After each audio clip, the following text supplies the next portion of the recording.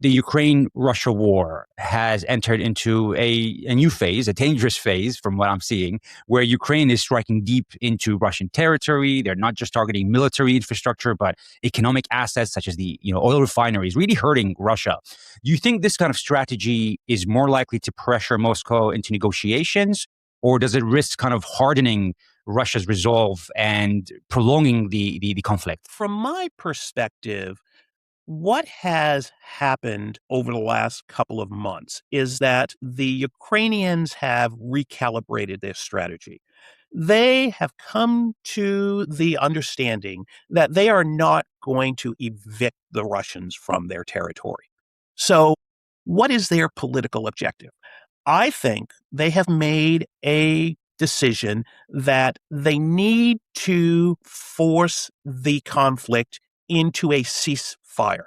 And the way to do that, from my perspective, is to impose cost on the Russians, to make it clear to the Russians that it is better to end the conflict than continue it.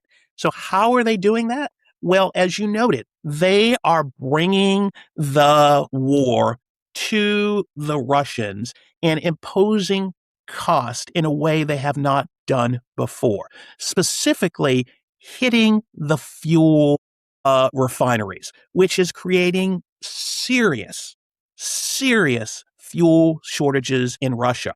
They've also conducted a very sophisticated set of drone attacks on Russian supply ships going over the Sea of Azov into Crimea. Clausewitz, he was a 19th century Prussian military philosopher, and he came up with the phrase, war is an extension of politics. The objective of war is not to just kill people for the sake of killing people. It is to achieve a political aim. And I think what you have seen with the Ukrainians over the last several months is they have developed an integrated political military strategy designed with a clear objective: impose cost on the Russians, especially the population, which until recently was not really feeling the cost of the war, to try to force the Russians to come to the table. Whether it will work or not, that's an open question.